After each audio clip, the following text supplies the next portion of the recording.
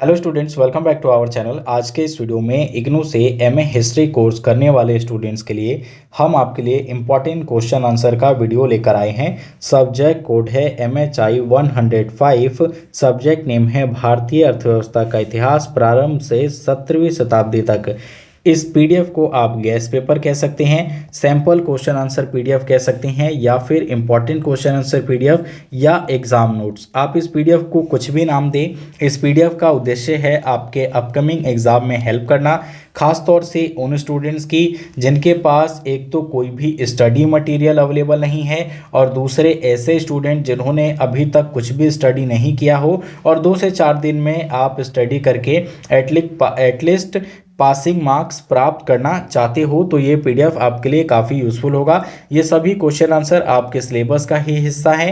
Previous session में कई question in PDF से रिपीट हुए थे और इस बार भी काफ़ी अधिक चांसेस हैं, तो इन सभी क्वेश्चन आंसर को इस पीडीएफ में हम देखेंगे। उसके बाद आप में से जो भी स्टूडेंट इस पीडीएफ को परचेज करना चाहता हो, यहाँ व्हाट्सअप नंबर पर मैसेज करके आप इस पीडीएफ को परचेज कर सकते हैं।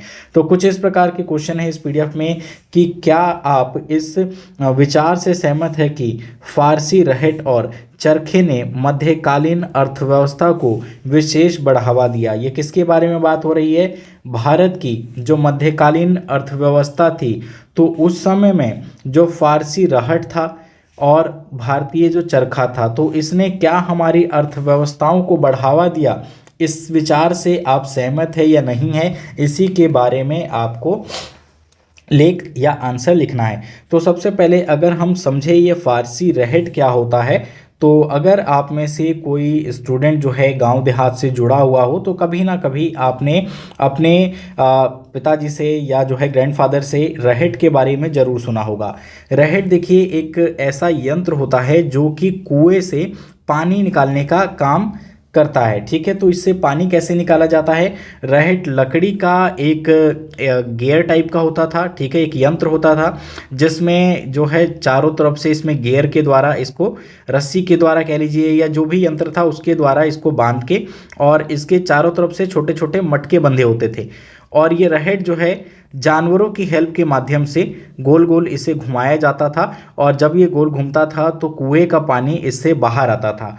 तो ये रहट जो था उस समय सिंचाई व्यवस्था का बहुत ही महत्वपूर्ण अंग था। इसी के द्वारा भारत में जो फसलों की सिंचाई की जाती थी वो की जाती थी।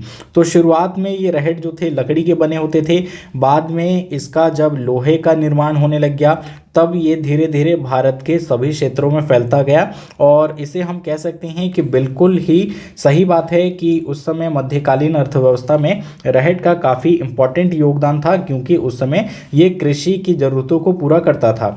ठीक इसी प्रकार से अगर हम चरखे की बात करें, तो आपने सिंपली सुना होगा कि इसको आप रिलेट कर सकते हैं नॉर्मल तौर पे कि गांधी जी की जब आप बात करते हैं तो आपको चरखा याद आता होगा।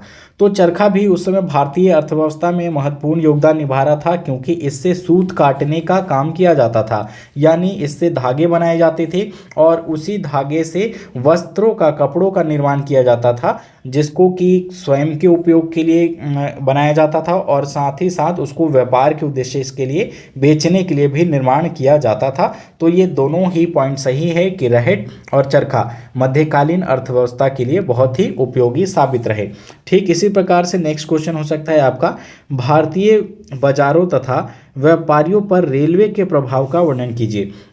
तो देखिए, जब हम औपनिवेशिक काल की बात करते हैं, तो उस समय जब ब्रिटिशियर्स हमारे देश में आए, तो वो किस मार्ग से आए थे? आए थे वो समुद्री मार्ग से, जहाज़ों के, बड़े बड़े जहाज़ों के माध्यम से आए, और जो व्यापार हो रहा था वो भी इन बड़े बड़े जहाज़ों, नावों के माध्यम से ही हो रहा था। ठीक है, लेकिन यहाँ पे ये अंतर्राष्ट्रीय व्यापार था, यानी भारत से जो बाहर चीज़ें जा रही थी वो समुद्री मार्ग से जा पा रहा था ईजिली।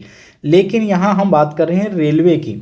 तो देखिए, रेलवे ने भारत की जो बाजार थी या जो व्यापारिक व्यवस्था थी, इसको बहुत अधिक प्रभावित किया। इससे एक इंस्टेंट बूस्ट मिल गया। वो किस प्रकार से? क्योंकि स्टार्टिंग में जब आप हम देखते हैं, तो जो भारत में जो कपास का उत्पादन किया जाता था या जो इसका व्यापार किया जाता था, तो ये शुरू में किया जाता था गंगा के आसपास के एरियो से। जैसे कि इसमें हम देखते हैं कि उस समय के बंगाल का बहुत ही महत्वपूर्ण हिस्सा कपास के उत्पादन में था और व्यापार में था। लेकिन जैसे ही इसमें हमें रेलवे का निर्माण देखने को मिलता है तो ये शिफ्ट होकर धीरे धीरे जो पुराना बम्बई था वहाँ तक ये शिफ्ट हो गया और वहाँ का कपास उत्पादन बढ़ा और रेलवे के माध्यम से इस कपास को देश के अन्य कोनों में भी पहुँचाया जाने लगा और साथ ही साथ समुद्री मार्ग से ये भारत के बाहर भी जाने लगा। इसके अलावा जितने भी फसलें उगाई जाती थी या जो भी उत्पादन होता था उन सब का जो है मालों को बाजार तक पहुंचा पाना बहुत आसान हो गया और इसमें समय कम लगता था, लागत कम हो गई और व्यापार जो है इससे सुगम हो गया। तो रेलवे ने भारतीय उस समय के बाजारों को और व्यापारों को काफ़ी हद तक प्रभावित किया था। तो ये स्टेटमेंट भी बिल्कुल सही है, इसका पूरा आप जिक्र लिख सकते हैं। नेक्स्ट क्वेश्चन हो सकता है आपका, मौर्य साम्राज्य के केंद्रीकृत आर्थिक संरचना की चर्चा कीजिए। यह सातवाहन तथा कुषाण साम्राज्यों से किस प्रकार भिन्न था। तो मौर्य साम्राज्य के केंद्रीकृत आर्थिक संरचना कैसी थी, यानी मौर्य साम्राज्य में जो आर्थिक संरचना थी वो किस प्रकार की थी। कृषि व्यवस्था कैसी थी, उस समय भूमि का बंटवारा कैसा था, लोगों के बीच में कौन भूस्वामी होता था, खेती कौन करता था, ये सारी चीज़ें लिखेंगे। और कौन कौन से उस समय कृषक समुदाय थे, कौन कौन सी फसलें उगाई जाती थी, ये चीज़ें आप इसमें लिखेंगे। इसके अलावा गैर कृषि उत्पाद कौन से थे उस समय की मौर्य साम्राज्य में, अगर हम बात करें कि गैर कृषि उत्पाद जैसे कि कौन कौन से उस समय उद्योग चल रहे थे। लौह उद्योग की बात करें, स्वर्ण की बात करें, खनन की बात करें कि धातुओं को निकाला जाता था। इसके अलावा उस समय पे हमें देखते हैं कि शराब और नमक के व्यापारी काफ़ी अधिक देखने को मिलते थे।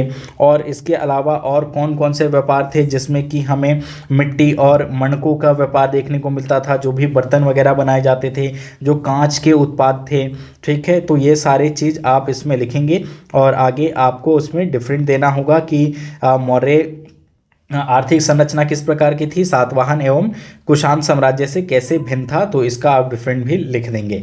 नेक्स्ट क्वेश्चन हो सकता है आपका, केंद्रीकृत राज्य की प्रकृति के संदर्भ में मध्यकालीन अर्थव्यवस्था पर संशोधनवादी इतिहास पर एक लेख लिखें। तो इसका आंसर भी आप देख लीजिए, इसका चाहे तो स्क्रीनशॉट ले सकते हैं। इस पीडीएफ को अब हम आपके लिए फर्स्ट सेट को कंप्लीट स्क्रॉल कर देते हैं, सेकंड और थर्ड सेट भी इसी में अटैच है। अगर आप परचेज करते हैं तो वो आपको मिल जाएगा। इस वीडियो को देखने के लिए धन्यवाद। चैनल को सब्सक्राइब करें, इस वीडियो को लाइक करना ना भूलें। Thanks for watching.